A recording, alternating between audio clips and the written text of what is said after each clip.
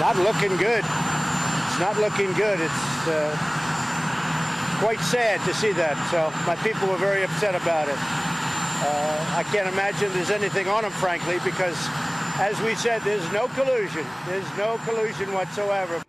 President Trump slamming the Mueller probe as top officials head to Capitol Hill to be grilled by lawmakers on potential bias within the probe. Many now saying that this could be, quote, worse than Watergate.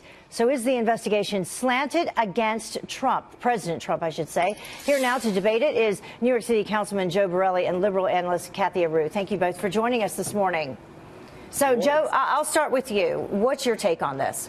Well, I think this testimony and these allegations really play into the heart of whether this whole investigation is legitimate or not. If we just take Peter Strzok's words, his own words in his own text messages, it would seem that there were people involved with both the Hillary Clinton and Donald Trump investigations who were hoping to shape the outcome of the presidential election. I saw, some people want to compare this to Watergate. I think this sounds more like some really well-written Tom Clancy novel where you have people at the highest levels of the FBI trying to influence, American domestic policy and American elections. Yeah, Kathy, I know you're shaking your head. You disagree. Do you agree with the Washington Post that all of this between these two, Agent Strzok and Page, was to cover up an affair that they were having? That seems to be the latest excuse. Right. I mean, it seems quite possible. But with Mueller in charge, I fully trust his investigation. I interviewed him when I was with the Washington Post.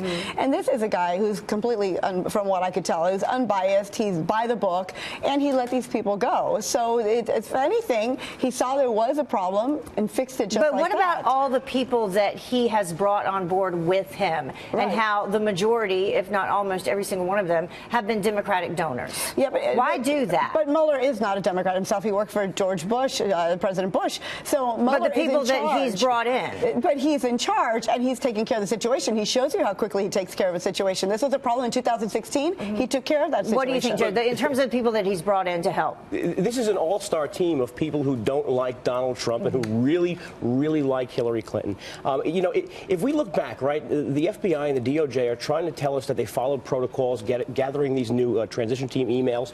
All these people have to do is turn on the news to see their own classified information, the stuff they're not supposed to be talking about, every day on the pages of the New York Times, the Washington Post, CNN. If we can't take their words that they're not even following the protocols of releasing information, right, how can we take their word that they're actually taking in the information accurately? And we know in terms of who will be testifying, we can show people that in terms of what's to come. On Monday, Bruce Orr will be speaking to the Senate Intel Committee behind closed doors. Of course, we now know that his wife, Nellie Orr, had been working with Fusion GPS. And then we have Deputy FBI Director Andrew McCabe, who will be speaking to the House Intel Committee behind a closed door the next day. And we know that he was part of this text message that happened that references an insurance policy if President Trump is, in fact, elected. Now, Kathy, I have to get your response to that. Right. I mean, that is the ugliest text we've seen so far. So well, there's some pretty ugly ones. There are some ugly ones, yes. But we're not quite sure. We're not quite sure what's going on. We need more explanation about these texts. So, yes, there needs to be some kind of explanations that we will hear from.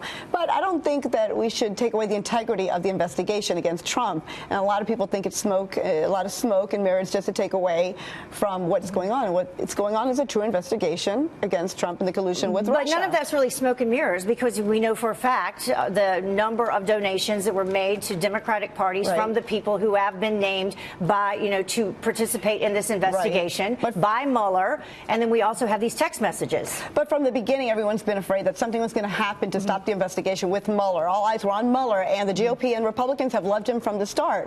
So we can't question Mueller. We can't question his integrity. And Joe, if you were picking a jury of people to try this case, you probably wouldn't pick Peter Strzok for your jury because of the things he'd said. I think the real interesting thing is how media is covering this. For a year now, we've heard, every time there's been some fact leaked out, the media has promised that an indictment was just around the corner. Everything was a bombshell. Now that we see the actual investigators being under the microscope, we hear nothing out of the other networks. I mean, and nothing out of the Washington Post, nothing out of the New York Times. Now that President Trump is going to fire him, although President Trump has come out yesterday and said that's not true. So that's what they're reporting today. That's the focus today. All right. Thank you both for joining us. Appreciate your insight. Thank you.